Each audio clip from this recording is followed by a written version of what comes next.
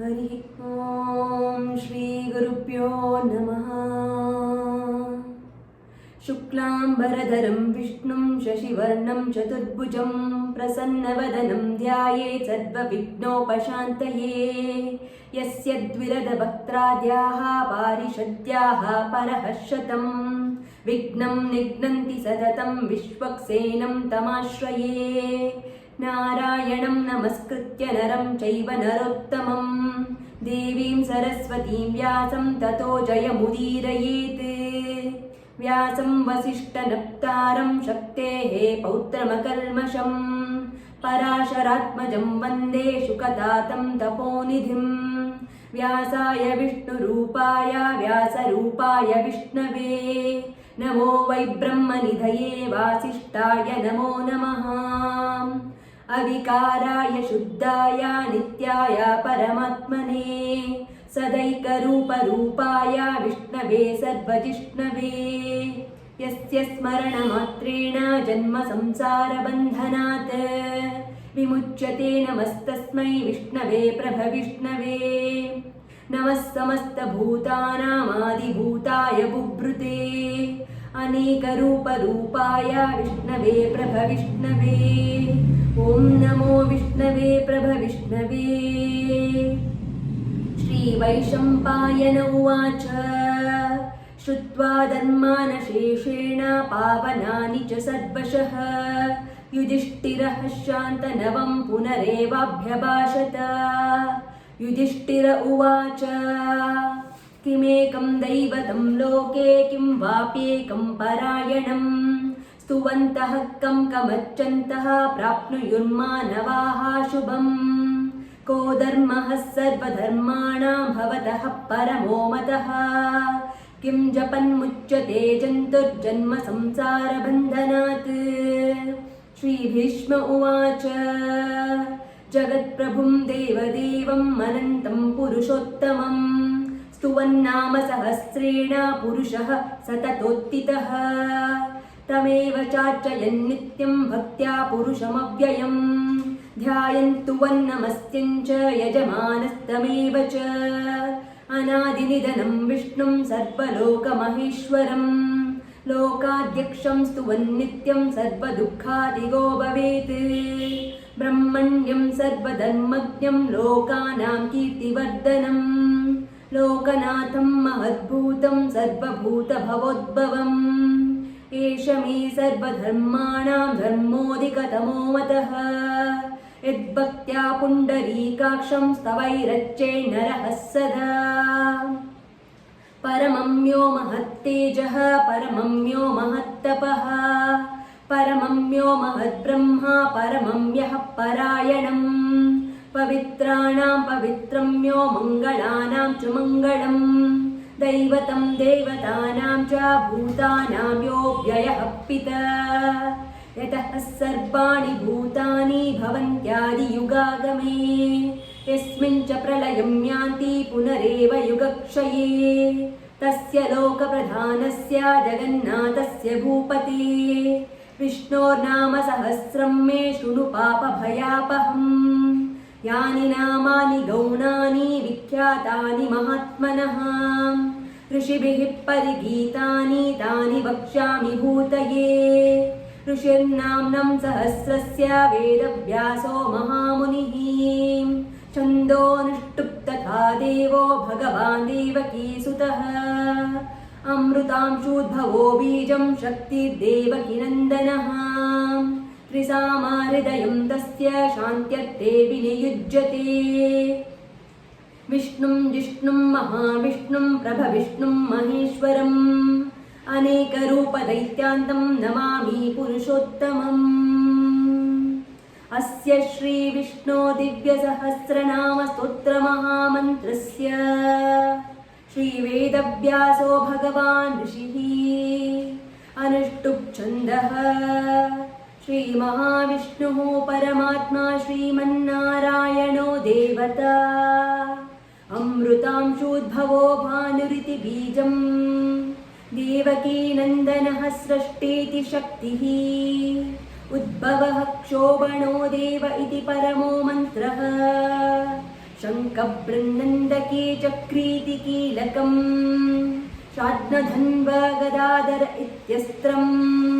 रथाङ्गपाणिरक्षोभ्य इति नेत्रम् त्रिसामगः सामेति कवचम् आनन्दं परब्रह्मेति योनिः ऋतुः सुदर्शनः काल इति दिग्बन्धः श्रीविश्वरूप इति ध्यानम् श्रीमहाविष्णुप्रीत्यर्थे सहस्रनामपारायण जपे विनियोगः।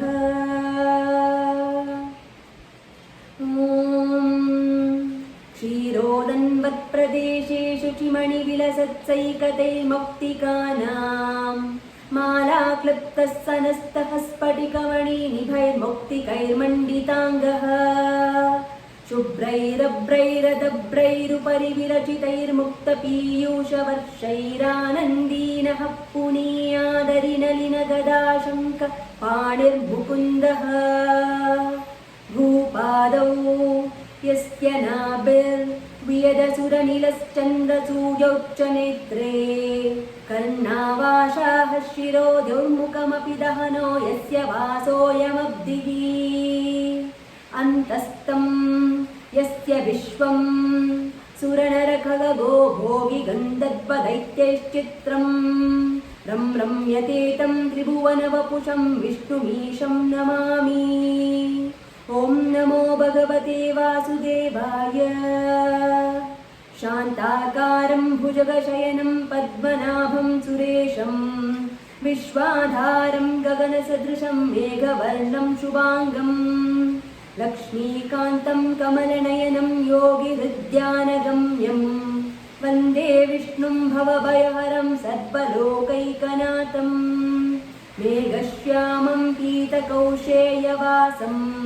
श्रीवत्साङ्कं कौस्तुभोद्भासिताङ्गं पुण्योपेतं पुण्डरीकायताक्षं विष्णुं वन्दे सर्वलोकैकनाथम् सशङ्खचक्रं सकिरीटकुण्डलं सपीतवस्त्रं सरसीरुहेक्षणं सहारवक्षस्थलकौस्तुभश्रियं नमामि विष्णु शिरसा चतुर्भुजम् छायायां पारिजातस्य हेमसिंहासनोपरि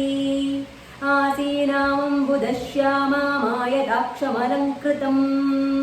चन्द्राननं चतुर्बाहुं श्रीवत्साङ्कितवक्षसं रुक्मिणी सत्यभामाभ्यं सहितं कृष्णमाश्रये। हरि ओम्। विश्वं विष्णुर्वषट्कारो भूतभव्यभवत्प्रभुः भूतकृद्भूतभृद्भावो भूतात्मा भूतभावनः भूतात्मा परमात्मा च मुक्तानां परमागतिः अव्ययः पुरुषः साक्षी क्षेत्रज्ञोऽक्षर एव च योगो योगविदां नेता प्रधाना पुरुषेश्वरः नारसिंहवपुः श्रीमान् केशवः पुरुषोत्तमः सर्वः शर्वः शिवः स्थाणुर्भूतादिरव्ययः सम्भवो भावनो भर्ता प्रभवः प्रभुरीश्वरः स्वयंभूः शम्भुरादित्यः पुष्कराक्षो महास्वनः अनादिनिधनो दाता विदाता दातुरुत्तमः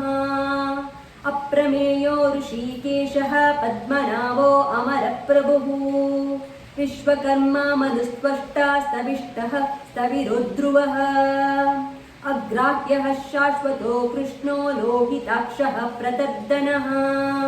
प्रभूतस्त्रीककुब्धामा पवित्रं मङ्गलं परम् ईशानः प्राणदः प्राणो ज्येष्ठः श्रेष्ठः प्रजापतिः हिरण्यगर्भो भूगर्भो माधवो मधुसूदनः ईश्वरो विक्रमी धन्वी मेधावी विक्रमः क्रमः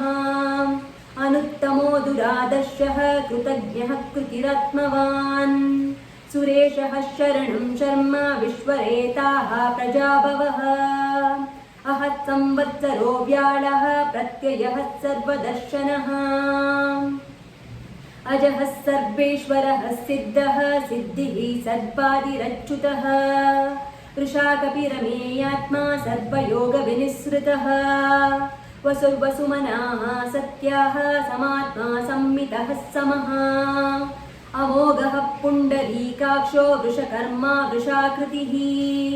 रुद्रो बहुशिरा बभ्रुर्विश्वयोनिः शुचिश्रवाः अमृतः शाश्वतस्तानुर्वरारोहो महातपाः सर्वगः सर्वविद्वानुर्विश्वक्सेनो जनार्दनः वेदो वेदविदव्यङ्गो वेदाङ्गो वेदवित्कविः लोकाध्यक्षः सुराध्यक्षो धर्माध्यक्षः कृताकृतः चतुरात्मा चतुर्व्यूहश्चतुर्दंष्ट्रश्चतुर्भुजः भ्राजष्टुर्भोजनं भोक्ता सहिष्णुर्जगदादिजः अनघो विजयो जेता विश्वयोनिः पुनर्वसुः उपेन्द्रो वामनः प्रांशुरमोघः शुचिरुचितः अतीन्द्रः सङ्ग्रहः सर्गो धृतात्मा नियमो यमः वेद्यो वैद्यः सदा योगी वीरः माधवो मधुः अतीन्द्रियो महामायो महोत्साहो महाबलः महाबुद्धिर्महावीर्यो महाशक्तिर्महाद्युतिः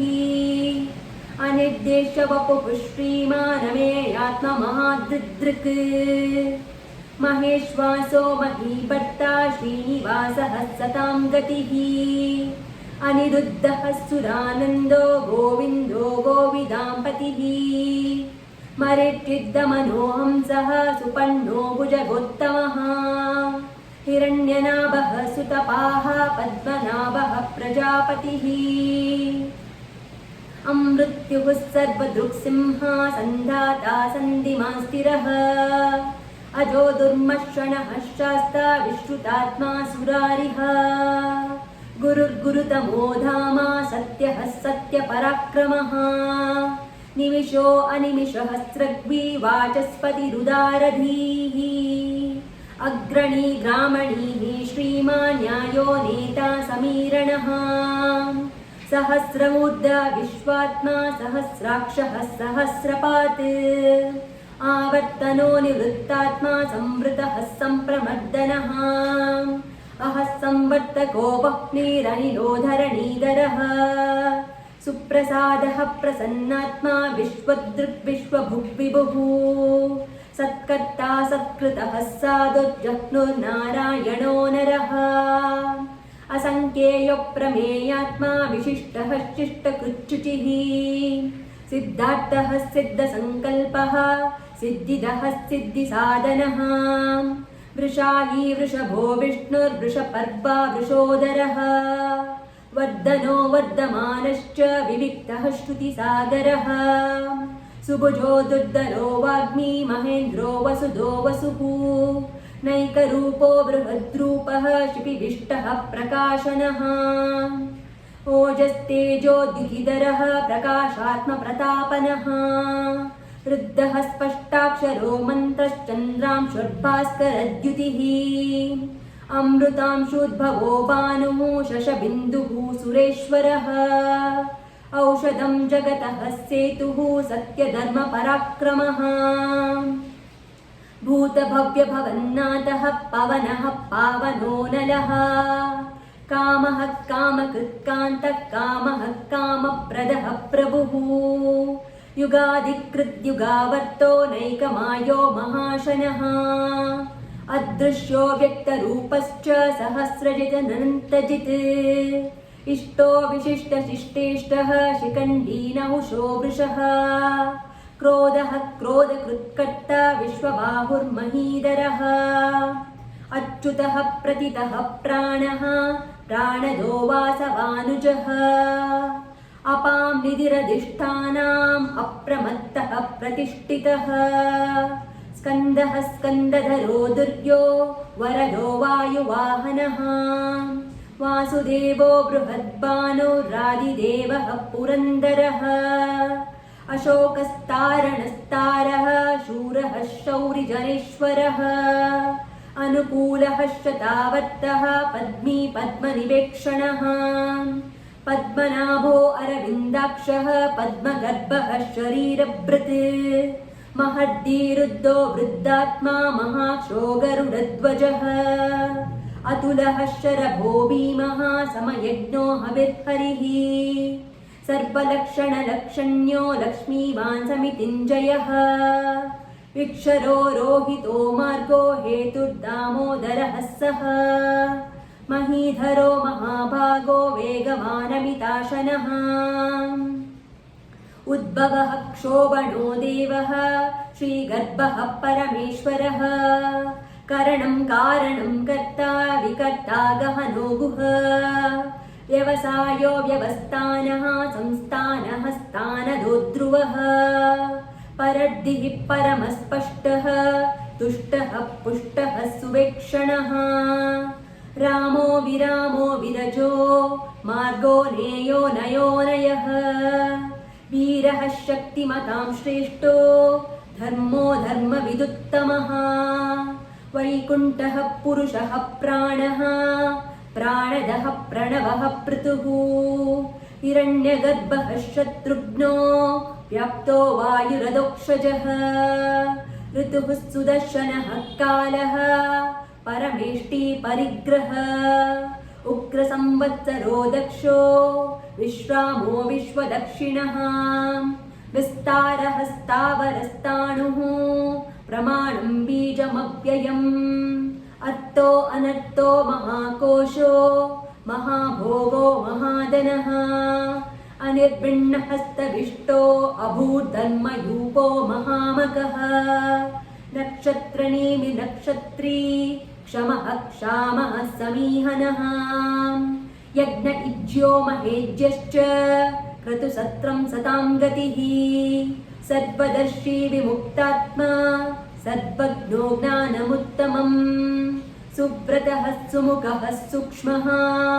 सुघोषः सुखदः सुहृत् मनोहरोजितक्रोधो वीरबाहुर्विदारणः स्वापनः स्ववशो व्यापी नैकात्मा नैककर्मकृत् वत्सरो वत्सलो वत्सी रत्नगर्भोदरीश्वरः धर्मगुप्धर्मकृद्धर्मी सदसच्चरमक्षरम् अविज्ञाता सहस्रांशुर्विदाता कृतलक्षणः गभस्तिनेमिः सत्त्वस्थः सिंहो भूतमहेश्वरः आदिदेवो महादेवो देवेशो देवभृद्गुरुः उत्तरो गोपतिर्गोप्त ज्ञानगम्यः पुरातनः शरीरभूतभृद्भोक्त कपीन्द्रो भूरि दक्षिणः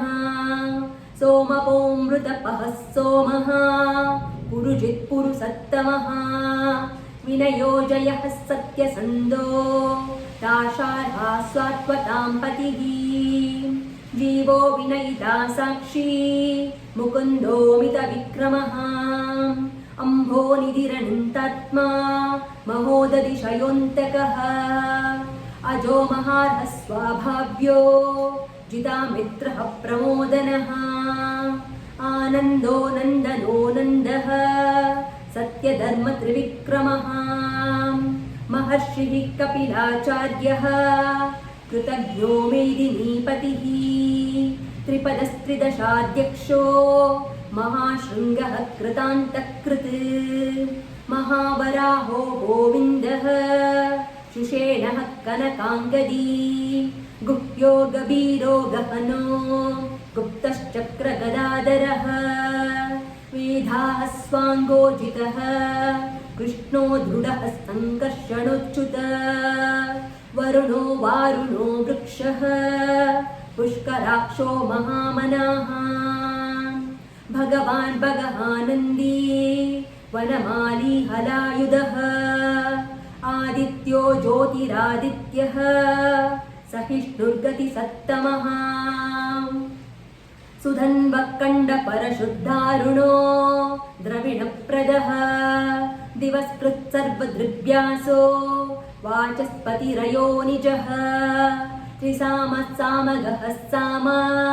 निर्पाणं भेषजं भिषक् सन्न्यासकृच्छमः शान्तो निष्ठा शान्तिः परायणम् शुभाङ्गः शान्तिदः स्रष्ट कुमुदः कुवलेशयः गोहितो गोपतिर्गुप्त वृषभाक्षो वृषप्रियः अनिवर्त्री निवृत्तात्मा संक्षेप्ता क्षेमकृच्छिवः श्रीवत्सवक्षाः श्रीवासः श्रीपतिः श्रीमताम्बरः श्रीदः श्रीशः श्रीनिवासः श्रीनिधिः श्रीविभावनः श्रीधरः श्रीकरः श्रेयः श्रीमान् लोकत्रयाश्रयः स्वक्षः स्वङ्गः शतानन्दो नन्दज्योतिर्गणेश्वरः विजितात्मविधेयात्मा सत्कीर्तिर्चिन्न संशयः उदीर्णः सर्वचक्षुर्प्रणीशः शाश्वतस्थिरः भूषयो भूषणो भूतिर्विशोकः शोकनाशनः अर्चिष्मानर्चितः कुम्भो विशुद्धात्मविशोदनः अनिरुद्धो प्रतिरतः प्रद्युम्नोमितविक्रमः कालनेमिनिहावीरः शौरीः शूरजनेश्वरः त्रिलोकात्मत्रिलोकेशः केशवः केशिहा हरिः कामदेवः कामपालः कामीकान्तः कृतागमः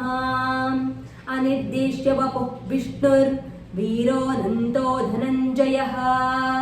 ब्रह्मण्यो ब्रह्मकृद्ब्रह्मा ब्रह्म ब्रह्मविवर्धनः ब्रह्मविद्ब्राह्मणो ब्रह्मी ब्रह्मज्ञो ब्राह्मणप्रियः महाक्रमो महाकर्मा महातेजमहोरगः महाक्रतुर्महायज्व महायज्ञो महाहविः स्तव्यः स्तवप्रियः स्तोत्रम् स्तुतिः स्तोत्तारणप्रियः पूर्णः पूरयिता पुण्यः पुण्यकीर्तिरनामयः मनोजवस्तीर्थकरो वसुरेता वसुप्रदः वसुप्रदो वासुदेवो वसुर्वसुमनाहविः सद्गतिः सत्कृतिः सत्ता सद्भूतिः सत्परायणः शूरसेनो यदुष्टिष्टः सन्निवासः सुयामुनः भूतवासो वासुदेवः सर्वासुनिलयो नलः दर्पः दर्पदो दृप्तो दुर्धरोतापराजितः विश्वमूर्तिर्महामूर्तिर्दीप्तमूर्तिर्नमूर्तिमान् अनेकमूर्तिरव्यक्तः शतमूर्तिः शताननः एकोनैकहस्तवः कः किम् यत्तत्पदमनुत्तमम् लोकबन्धुर्लोकनाथो माधवो भक्तवत्सलः सुवर्णवर्णो हेमाङ्गो वराङ्गश्चन्दनाङ्गदी वीरः विषमः शून्यो घृताशीरश्चलच्चलः अमानी मानदो मान्यो लोकस्वामी त्रिलोकदृक् सुमेधा मेधजोदन्यः सत्यमेधाधराधरः तेजो वृषोद्युतिधरः सर्वशस्त्रभृताम्बरः प्रग्रहो निग्रहो व्यग्रो नैकशृङ्गो गदाग्रजः चतुर्मूर्तिश्चतुर्बाहुश्चतुर्व्यूहश्चतुर्गतिः चतुरात्मा चतुर्भावश्चतुर्वेदविदेकपात् समावर्तो निवृत्तात्मा दुर्जयो दुरतिक्रमः दुर्लभो दुर्गमो दुर्गो दुरावासो दुरारिः शुभाङ्गो लोकसारङ्गः सुतन्तुस्तन्तुवर्धनः इन्द्रकर्मा महाकर्मा कृतकर्मा कृतागमः उद्भवः सुन्दरः सुन्दो रत्ननाभः सुलोचनः अर्को वाजसनः शृङ्गी जयन्तः सर्वविजयी सुवर्णबिन्दुरक्षोभ्यः सर्ववागीश्वरेश्वरः महाह्रदो महागर्तो महाभूतो महानिधिः कुमुदः कुन्दरः कुन्दः पर्जन्यः पावनोऽनिलः अमृतांशो अमृतवपुः सर्वज्ञः सर्वतोमुखः सुलभः सुव्रतः सिद्धः शत्रुजिच्छत्रुतापनः नग्रोदोदुम्बरो अश्वत्थश्चाणूरान्ध्रनिषूदनः सहस्राक्षिः सप्तजिह्वः सप्तैधाः सप्तवाहनः अमूर्तिरनघोचिन्त्यो भयकृद्भयनाशनः अणुबृहत्कृशः स्थूलो गुणवृन्निर्गुणो महान् अद्रुतः स्वद्रुतः स्वास्यः प्राग्वांशो वंशवर्धनः भारभृत्कथितो योगी योगीशः सर्वकामदः आश्रमः श्रमणः क्षामः सुपर्णो वायुवाहनः धनुर्धरो धनुर्वेदो दण्डो दमयिता दमः अपराजितः सर्वसहो नियन्ता अनियमो यमः सत्त्ववान् सात्विकः सत्यः सत्यधर्मपरायणः अभिप्रायः प्रियाहोतः प्रियकृत्प्रीतिवर्धनः विहाय सगतज्योतिः सुरुचिर्हुतभुग्विभुः रविर्विरोचनः सूर्यः सविता रविलोचनः अनन्तो हुतभुग्भोक्ता सुखदो नैकदोऽग्रजः अनिर्भिन्नः सदामर्षि लोकाधिष्ठानमद्भुतः सनातनतमः कपिलः कपिरव्ययः स्वस्तिदः स्वस्तिकृत्स्वस्तिः स्वस्तिभुक् स्वस्ति दक्षिणः अरुद्रः कुण्डलीचक्री विक्रमोर्जितशासनः शब्दातिगः शब्दसः शिशिरः शर्वरीकरः अक्रूरः पेशलो दक्षो दक्षिणः क्षमिणाम्बरः विद्वत्तमो वीतभयः पुण्यश्रवणकीर्तनः उत्तारणो दुष्कृतिः पुण्यो दुःस्वप्ननाशनः वीरः रक्षणः सन्तो जीवनः पर्यवस्थितः अनन्तरूपो अनन्तश्रीर्जितमन्युर्भयापः चतुरश्रो गभीरात्मा विदिशो व्यादिशो दिशः अनादिर्भूर्भुवो लक्ष्मी सुवीरो रुचिराङ्गदः जननो जनजन्मादिर्भीमो भीमपराक्रमः आदारनिलयो दाता पुष्पहासः प्रजागरः उद्वगः सत्पथाचारः प्राणदः प्रणवः पणः प्रमाणं प्राणजयः प्राणभृत् प्राणजीवनः तत्त्वं तत्त्वविदेकात्मा जन्म मृत्युजरादिगः भूद्भुवः स्वस्तरुस्तारः सविता प्रपितामहः यज्ञो यज्ञपदत्यज्व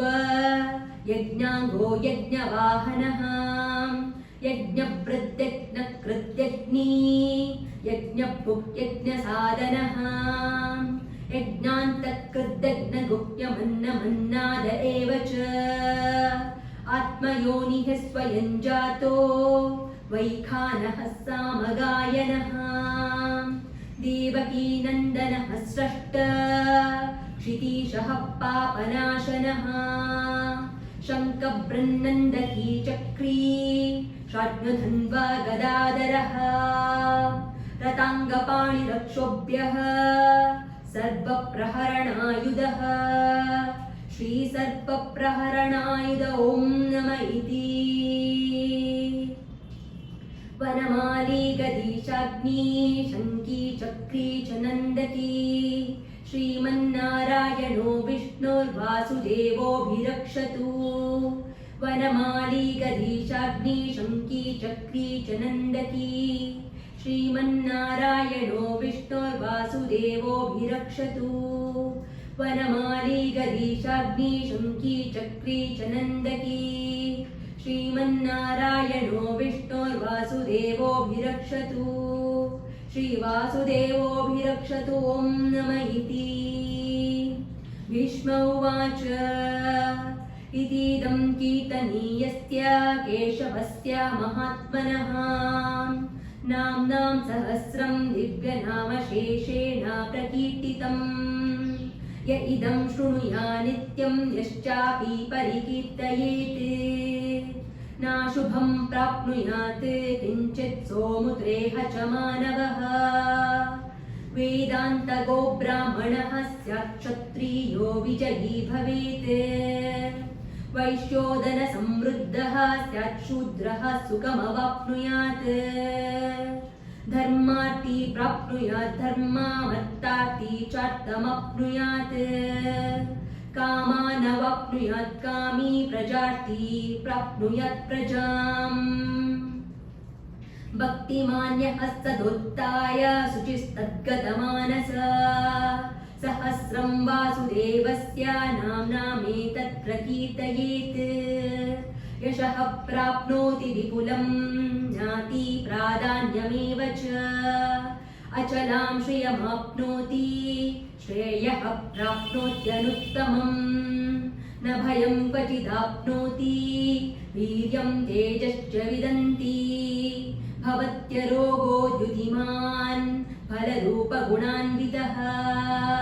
रोगार्तो मुच्यते रोगात् बद्धो मुच्येत बन्धनात् भयान् मुच्येत भीतस्तु मुच्येतापन्न आपदः दुर्गाण्यतितरत्यासु पुरुषः पुरुषोत्तमम् स्तुवन्नाम सहस्रेण नित्यं भक्तिसमन्वितः वासुदेवाश्रयो मर्त्यो वासुदेवपरायणः सर्वपापविशुद्धात्मा याति ब्रह्म सनातनम् न वासुदेवभक्तानामशुभं विद्यते क्वचित् जन्म मृत्युजरा व्याधि भयं नैवोपजायते इमं स्तवमदीयानः श्रद्धा भक्तिसमन्वितः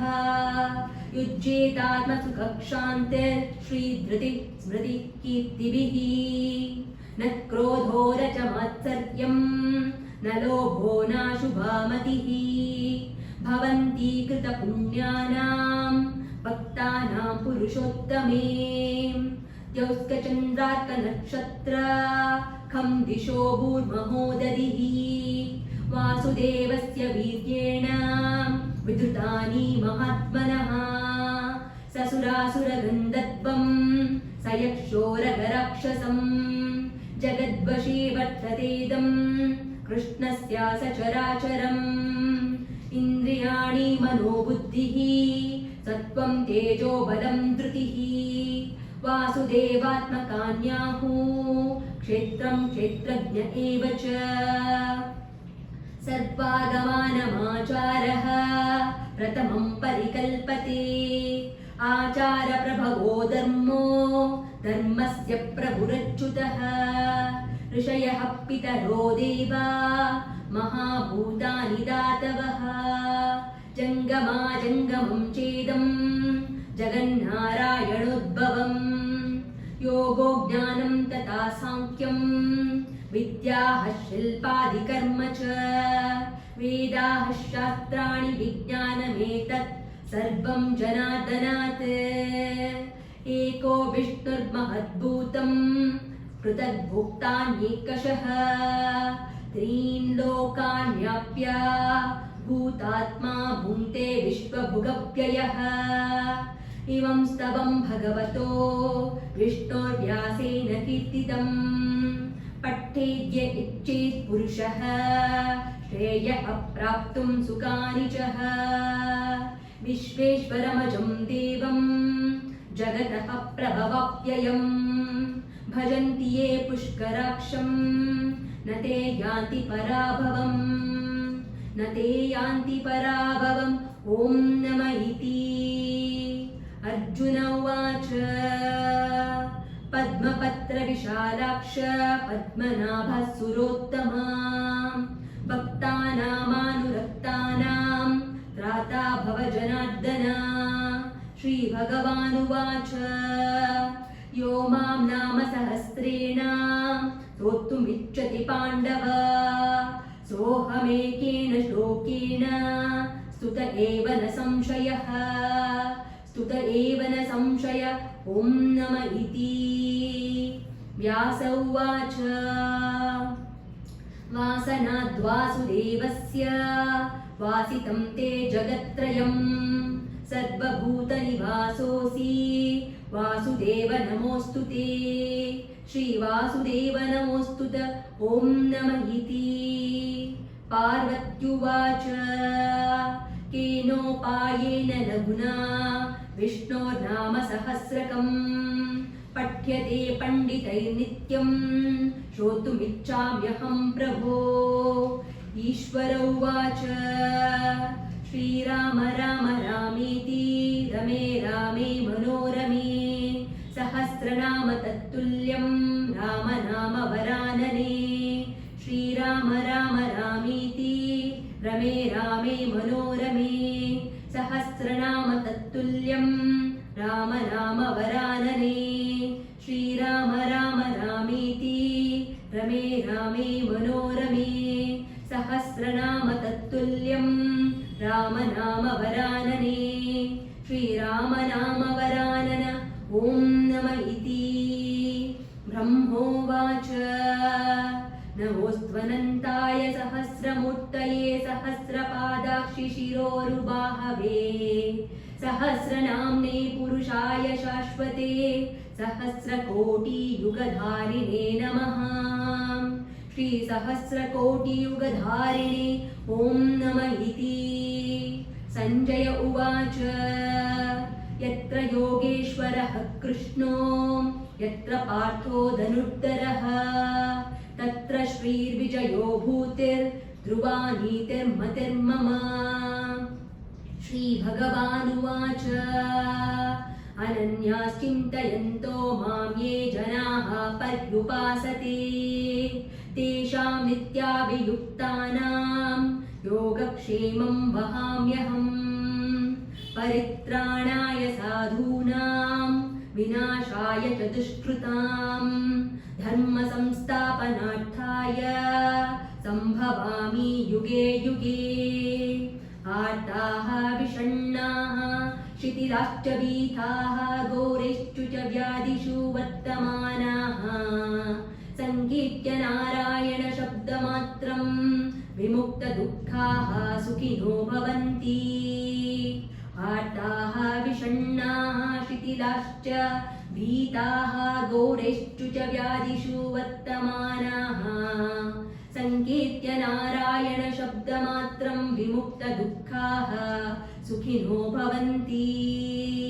कायेन वाचा मनसेन्द्रियैव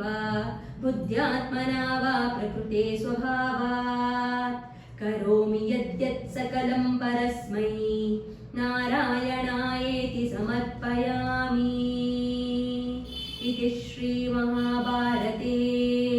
भीष्मयुधिष्ठिरसंवादे श्रीविष्णोर्दिव्यसहस्रनामस्तोत्रं सम्पूर्णम् ॐ शान्ति शान्ति।